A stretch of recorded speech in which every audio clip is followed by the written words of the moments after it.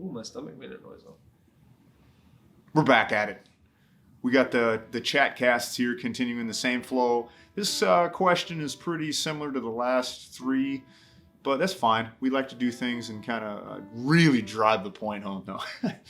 I like to take a couple of different angles from a complex thing. We could honestly talk about this probably for the rest of our lives and keep coming up with new and interesting and fun things to say. With that being said, I want to continue the conversation with the question of evaluating your worldview. So where we've come from is why you should trust us. And that boiled down to, well, we're not the smartest, we're not the most educated, we're not the most trained individuals in the world, but we're rare in our eyes and probably in your eyes because we come from a place of entirely of sincerity. We're not trying to make you one of us. We're not trying to make you a Christian or a conservative or a liberal or a moderate. We're not trying to make you pro-America or anti-America. We're not trying to make you. Sorry. No, he got he almost got raptured. It was that close. We're not trying to make you a capitalist or a communist. We're not trying to do any of that.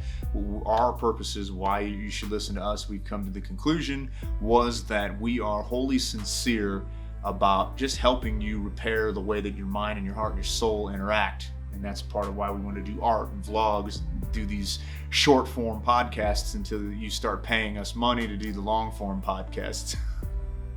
I love joking with that and then also being like slightly serious because I like to have a healthy amount of teasing myself. So then we talked about how to evaluate your teachers and who's teaching you and not to be pulled by your emotions. And we talked about protecting your mind, which kind of dovetails out of that very nicely. And that also had its own version of, don't let yourself get worked up emotionally. And then reevaluating your worldview is just kind of like the whole thing wrapped together. So as you're finding people you can trust and draw inspiration from, and then you're evaluating who you're drawing inspiration from, and then you're actively protecting your mind by allowing it to be engaged in your processes, not just your emotions, allowing your mind to be there alongside their buddies, get them used to hanging out together. And then that kind of all puts a nice cap on evaluating your entire worldview. Now, you could take this a bunch of directions. You can take this in directions that are extraordinarily similar to what we've already been through, and we could essentially just reiterate. But I want to take it from a neat angle is that when you are evaluating your worldview, I think one of the issues that happens a lot of times is people get this thing in their head. It's like, I've got to know this all right now. I've got to right now in this, my saddest moment in the 11th hour, know exactly all of this. And you have to affirm all of this, or they have to affirm all of this. And I've got to figure it out. And I need affirmation and I need all this and that. You got to be okay with going to sleep tonight and feeling like you know less. That happens more often than not. And if you put too much pressure on yourself on trying to squeeze something pure and righteous and holy or true out of this prematurely, it can damage the process. That's a kind of a knee-jerk emotional reaction, so it fits nicely with that point you keep bringing up. Don't let yourself be drawn out of the reactionary emotion there, drawn into the reactionary emotional pole. Get your mind engaged in that. That fits very much with that because it is a reactionary emotional type of a thing to be like, I've got to solve this now. When something is this complex, this heavy, this substantial, you have to really be okay with, I'm only going to figure out this piece by piece.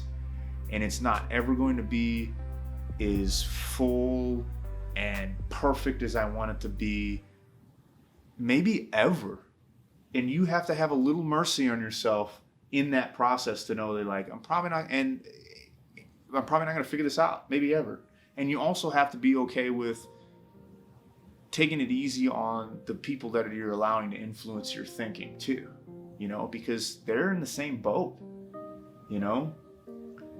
and they might be in that same, if they aren't honest with you that they're in that same position, that's a good indicator to jump back to the 2 videos earlier and analyzing your teachers.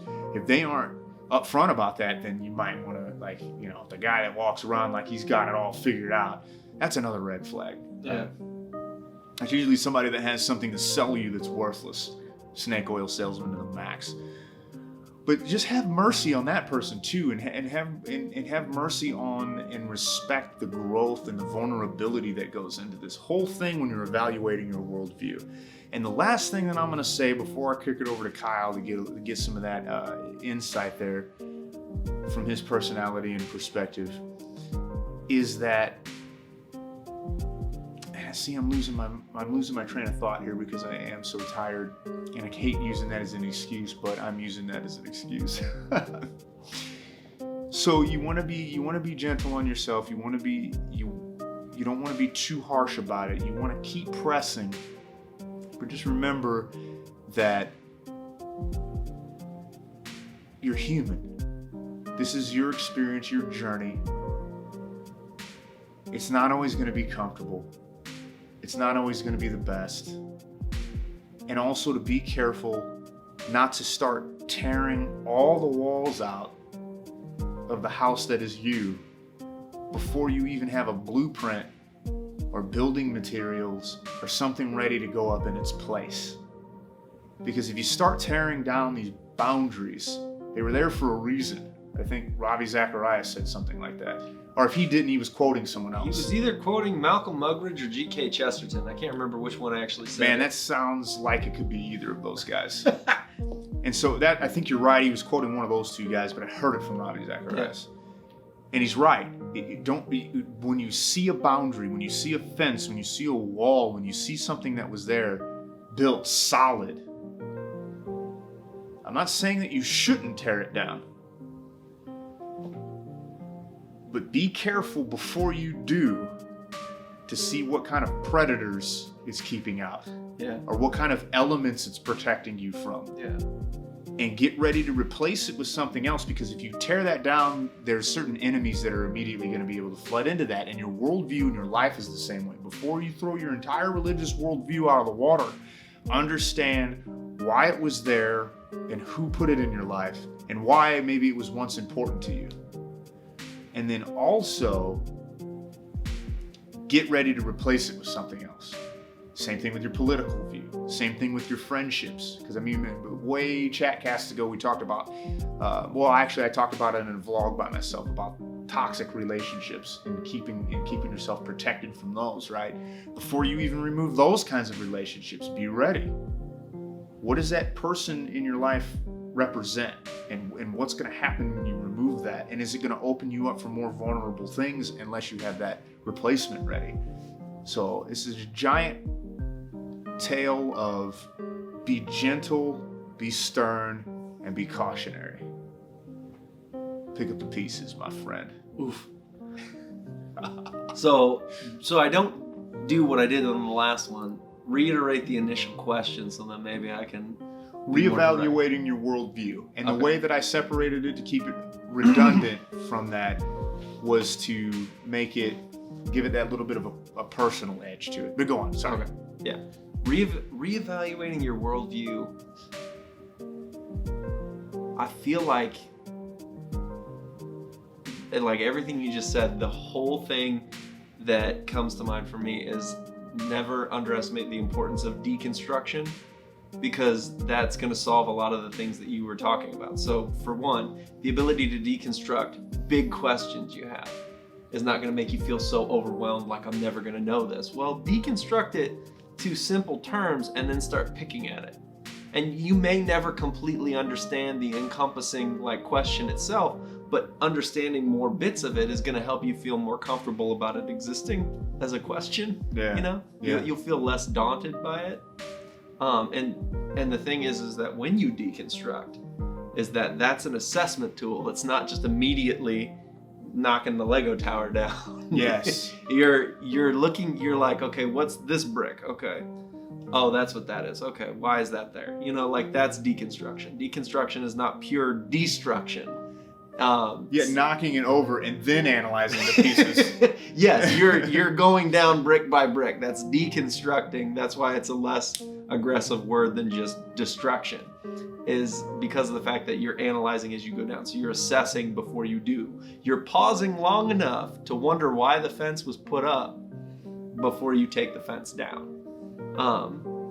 And I think that those elements, like that element of learning how to healthily. I don't know if that's, I don't think these are words. I don't even really know if I know English. I think I just memorized a lot of words. I'm just repeating things I've heard. Oh my gosh. No, but I think that learning how to, a healthy dose of deconstruction in your life, that's going to help you accomplish reassessing your worldview the way that you were presenting it. It's like it's gonna help with all those things, is if you have the proper process in place to do it. Does that make sense? Yes. Oh yeah. Yeah. So then that's what I'm constantly doing that. Not constantly like tearing things down or deconstructing them. I'm constantly like assessing. You know, it's like, okay, what I think that. Why do I think that? Is that good that I think that? Is that just something that I just started thinking for no reason? Yeah. You know, yeah. Because that happens more than you'd think. Yes. Well, a You're lot like, of why times do I even you think that? find out that what you think has been planted by somebody else. Yeah. But that's not cool always. No, it's not. It's not always wrong, but it's not always cool either. Right. It's kind of like how I told somebody, I was like, you know, you get told that vegetables are good for you because, you know, they make you grow up big and strong. Well, it's like, okay, well, maybe eating vegetables didn't necessarily improve my bench, but like if I deconstruct that idea that was implanted into me, maybe I understand their actual benefits, you know? Yes. There's a gap between what was told to me and what like is actually true, but at the same time, I understand that why I was told in the time I was that sort of a truth, you know? Yes. Which is a really dumb way of explaining what I just explained, but that's how I did it, so get over it. I don't know.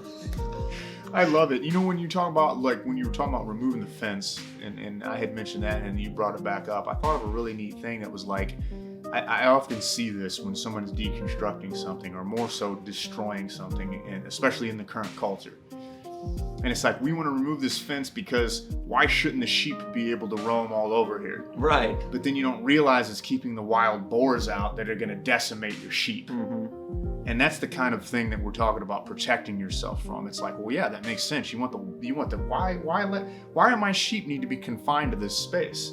You know? And right. So if you look at it from that angle and you're like, let's tear it down. They should be able to go wherever they want. They're free. They're God's creatures. This is where they're supposed to be. And you're absolutely right. But as soon as you tear that down, you're going to wake up and only have 4 left right. and a bunch of dead bodies to bury. Mm-hmm. Because you're like, oh, there's boars. Right.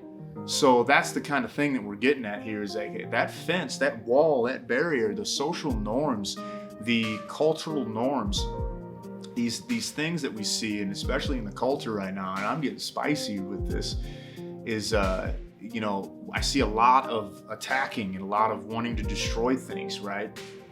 I'm not against evaluating the structures, but the problem is I see everybody wanting to knock that fence down to make sure the sheep can go wherever they want. Mm-hmm.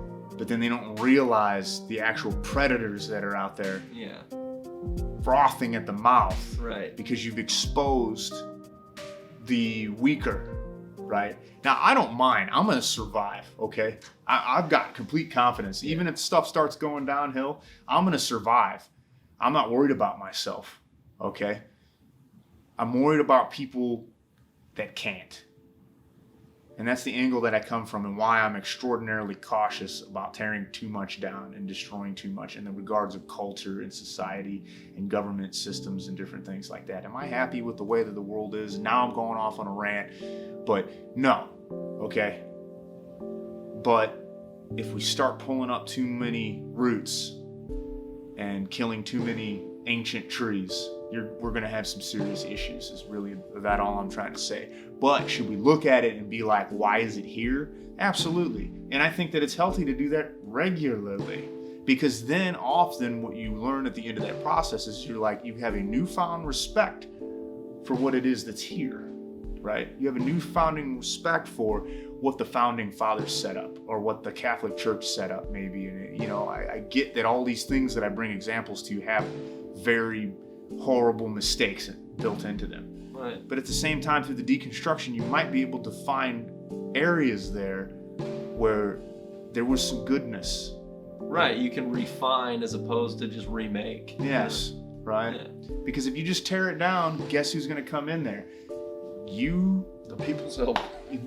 Not the people's elbow, but Satan's elbow. The people that you can't imagine how terrible they are going to come in there and absolutely decimate, and they're going to start with the weakest. And that's just completely heartbreaking reality, in my opinion. Anyways, I kind of got weird, kind of got a little bit of daddish on there, but I'm a dad. What are you going to do about it? You know what I'm saying? That's the dad right there. That was the dad. So, hey, listen, I've got Made in America New Balance shoes, so I definitely got my dad crown. I'm this close to buying Crocs. He's getting his. We'll see you next week.